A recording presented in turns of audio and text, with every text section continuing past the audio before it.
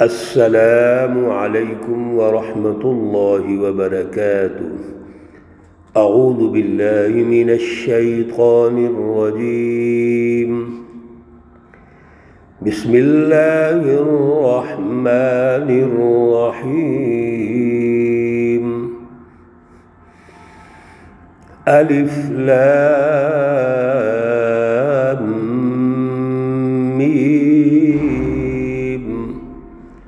غلبت الروم فی ادنى الارض وهم من بعد غلبهم سيغلبون في بضع سنين۔ صدق اللہ العلی العظیم۔ اللہم صل علی سیدنا ومولانا محمد النبی الأمی وعلى آلہ واصحابہ وبارک وسلم وصل علیہ۔ معزز سامعین و سامعات، آج الحمدللہ ہم سورۃ الروم کا آغاز کر رہے ہیں۔ سورۃ الروم کی آیت مقدسہ نمبر 2 اور 3 پر انشاءاللہ العزیز گزارشات کریں گے۔ سورۃ الروم یہ مکی صورت ہے، مکۃ المکرمہ میں نازل ہوئی ہے۔ اس کی 60 آیات اور 6 رکوع ہیں۔ سورۃ الروم سے پہلے ہم نے سورۃ العنکبوت مکمل کی تھی، جس میں 2-3 چیزیں زیادہ ہائی لائٹ اللہ رب العزت نے کیں، ارشادات فرمائے، جس میں سب سے بڑی بات، کوئی بھی قومی نظام جب تشکیل دیا جائے گا تو سب سے پہلے ایک سچی جماعت کی تیاری کی ضرورت ہے، اور سچی جماعت کے لیے سچی تعلیم و تربیت کی ضرورت ہے۔ تو سچا جو تعلیمی نیٹ ورک ہے، تربیتی نیٹ ورک ہے، وہ اللہ رب العزت نے سورت کے آغاز میں ارشاد فرما دیا تھا۔ اور پھر سچی جماعت کی تشکیل کے لیے اللہ نے آزمائش کا ذکر ارشاد فرمایا کہ ان مومنوں کو، سچی جماعت کو آزمایا جائے گا۔ کیوں؟ تاکہ جھوٹے لوگ، منافقین لوگ، وہ ان سے واضح ہو جائیں، علیحدہ ہو جائیں۔ کوئی بھی سچی جماعت اسی وقت غلبہ حاصل اختیار کرتی ہے جب جھوٹی جماعتوں کی بھی پہچان پیدا ہو جائے۔ کیوں؟ جب مرض کی تشخیص ہوگی اور اس مرض کے پیچھے جو مرض کو پھیلانے والے ہیں ان کی تشخیص ہوگی تو پھر ہی نتائج پیدا ہوتے ہیں۔ اس لیے اللہ رب العزت نے حضور نبی اکرم صلی اللہ علیہ وسلم کی سچی جماعت کو نمایاں کیا، ان کے کردار کو نمایاں کیا، ان کی خصوصیات کو نمایاں کیا، اور اس کے مقابلے میں جو جھوٹی جماعتیں ہیں، منافقین کی جماعتیں ہیں، جھوٹوں کی جماعتیں ہیں، ان کو اللہ رب العزت نے نمایاں کیا تھا۔ آج سورہ روم کا جو آغاز ہو رہا ہے، اصل میں اس سورہ مقدسہ میں بھی اللہ رب العزت نے سیاسی غلبے اور حکومتی نظم و نسق کی طرف توجہ دلائی ہے۔ الف لام میم حروف مقطعات سے یہ جو آغاز ہوا ہے، یہ سورہ مقدسہ بھی ان صورتوں میں سے ہے جن کو لوامیم سبعہ کہتے ہیں، یعنی وہ صورتیں جو الف لام میم سے شروع ہوتی ہیں۔ سورۃ البقرہ، سورۃ آل عمران وغیرہ شروع ہوئیں، اور اللہ رب العزت نے ان دونوں صورتوں میں، چونکہ وہ مدنی صورتیں تھیں، تو خلافت کبریٰ کا ذکر فرمایا ہے، یعنی ایسا سیاسی نظام جو بین الاقوامی سطح پر جن کی تشکیل ہوتی ہے۔ یہ سورہ مبارکہ مکی صورت ہے۔ اس سورہ مبارکہ میں اللہ رب العزت نے رسول اللہ صلی اللہ علیہ وسلم اور سچی جماعت کا جو قومی غلبہ ہے، قومی انقلاب ہے، اس کی تشکیل ہے، اس کی طرف رہنمائی ارشاد فرمائی ہے۔ اور اس کے ساتھ ساتھ اللہ رب العزت نے روم کے مغلوب ہونے کی اور کسریٰ ایران کے غالب ہونے کی ایک شکل ارشاد فرمائی، اور پھر کسریٰ کے غالب ہونے کے بعد دوبارہ اس کی مغلوبیت کیسے ہوگی اس کا واقعہ یہاں ارشاد فرمایا ہے، جس کے پس منظر میں یہ آیات نازل ہوتی ہیں۔ الف لام میم۔ الف یہ اللہ رب العزت کا غیبی نور ہے۔ قرآن پاک کتاب مقدس اس کی شکل میں جو اللہ نے متعین فرمایا ہے، اور لام کا مطلب ہے کہ مادی دنیا میں اس کا سیاسی غلبہ ہے۔ الف لام میم کا مطلب یہ ہوا کہ اللہ رب العزت اس سچی تعلیم، سچی سیاسی حکمت عملی کی وجہ سے جو ظلم کے نظام ہیں ان کو مغلوب کریں گے، ظالموں کو اللہ مغلوب کریں گے، اور سچی جماعتوں کو اللہ تعالیٰ غالب کریں گے۔ غلبت الروم، روم مغلوب ہو گئے، رومی جو ہیں وہ مغلوب ہو گئے ہیں۔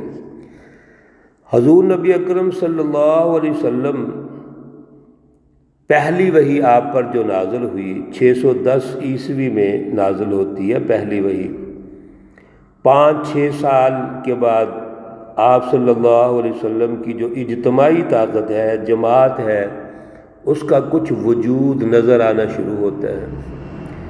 اس سے پہلے روم اور ایران کے درمیان، کسریٰ ایران اور کیسر روم کے درمیان ایک کشمکش رہتی تھی، اور وہ کشمکش یہ تھی کہ فلسطین، شام، بیت المقدس پر ان دونوں کی نظر ہوتی تھی۔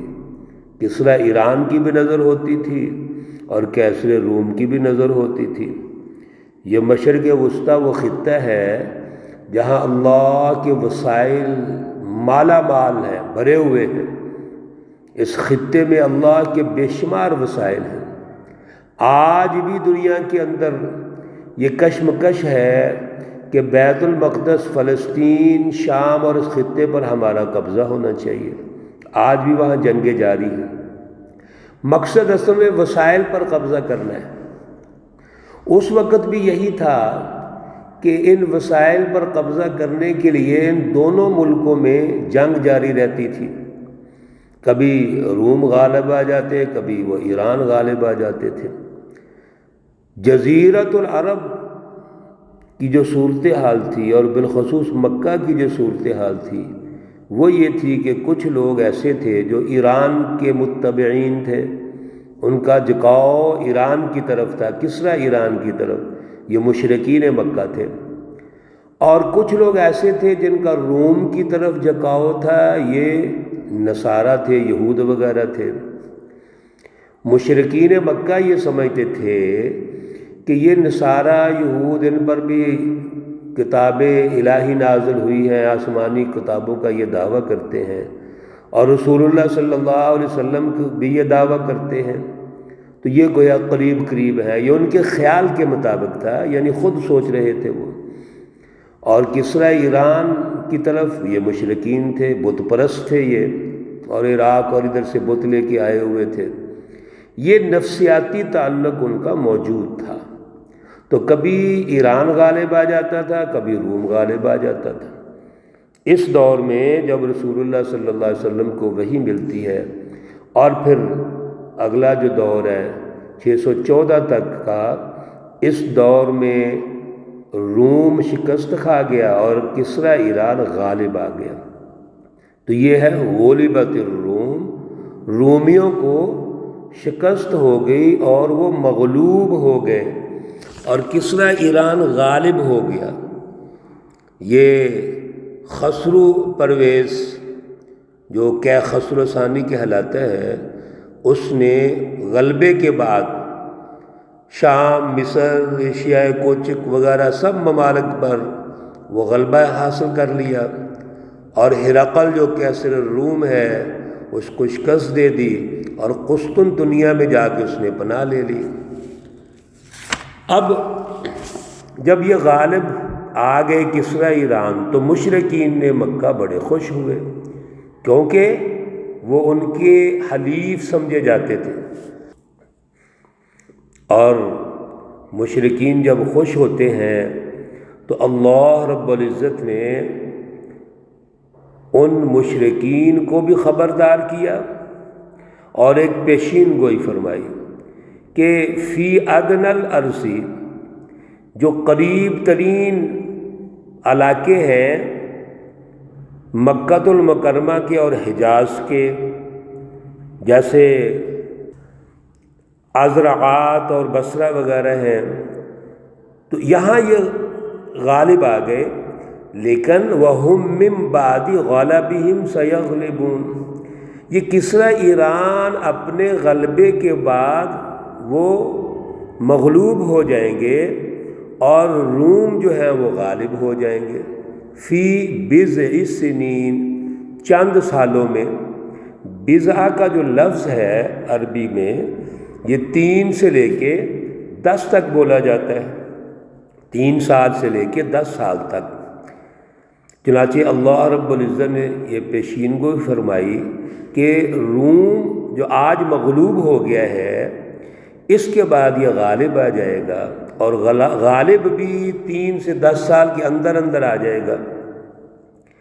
یہ جو پیشین گوئی ہے اس پر مشرکین بڑے حیران تھے، بلکہ حضرت ابوبکر صدیق رضی اللہ تعالیٰ عنہ کے ساتھ ان کی بحث ہو گئی۔ حضرت ابوبکر صدیق نے فرمایا کہ آج آپ بڑے خوش ہیں، غلبہ کسریٰ ایران کا ہو گیا ہے، لیکن چند سالوں میں یہ دوبارہ مغلوب ہو جائے گا۔ تو وہ بڑے حیران ہوئے، یہ کیسے ہو سکتا ہے؟ حضرت ابوبکر صدیق نے فرمایا کہ ٹھیک ہے، ہمارے ساتھ شرط لگا لو۔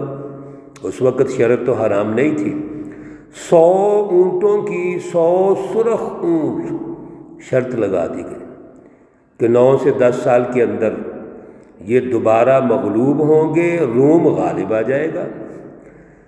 چنانچہ انہوں نے شرط لگا لی، ٹھیک ہے جی ہم شرط لگاتے ہیں، اور پھر وہ شرط حضرت ابوبکر صدیق رضی اللہ تعالیٰ عنہ جیت گئے، کیونکہ دوبارہ جو روم ہے وہ غالب آ گیا۔ یہ اللہ نے پیشین گوئی فرمائی تھی۔ اللہ رب العزت نے مشرکین اور کسریٰ ایران کا جو تکبر تھا وہ خاک میں ملا دیا۔ تو فی بضع سنین، یعنی چند سالوں میں، 9 سال کے اندر اندر دوبارہ جو ہے وہ رومی غالب آ گئے اور کسریٰ ایران جو ہے وہ مغلوب ہو جاتا ہے۔ میرے عزیز دوستو، ساتھیو، یہ اللہ رب العزت جو سیاسی مینجمنٹ یہاں ارشاد فرما رہے ہیں، سیاسی غلبہ اور حکمت عملی، اور اس وقت 2 طاقتوں کا تعارف کروا رہے ہیں، روم اور ایران کا، اس سیاسی مینجمنٹ کو سمجھنا چاہیے۔ اور پھر اس کے بعد آگے جو آیات آ رہی ہے، ان دونوں پر رسول اللہ صلی اللہ علیہ وسلم کا جو غلبہ ہے، حجاز میں قومی انقلاب آنے کے بعد جو بین الاقوامی انقلاب کے نتیجے میں دونوں طاقتوں پر غلبہ ہے، اللہ اس کا ذکر ارشاد فرما رہے ہیں۔ انشاءاللہ اگلے درس میں عرض کریں گے۔ اللہ رب العزت تمام مرحومین و مرحومات کو جنت الفردوس میں اعلیٰ مقام عطا فرمائے۔ اللہ رب العزت تمام بیماروں کو شفائے کاملہ عاجلہ مستمرہ عطا فرمائے۔ ربنا تقبل منا انك انت السميع العليم وتب علينا انك انت التواب الرحيم वसल्लल्लाहु ताला अला नबील उम्मी मुहम्मद व अला आलिहि व अस्हाबिहि अजमईन बिरहमतिक या अरहमर राहिमीन। अस्सलामु अलैकुम व रहमतुल्लाहि व बरकातुहू।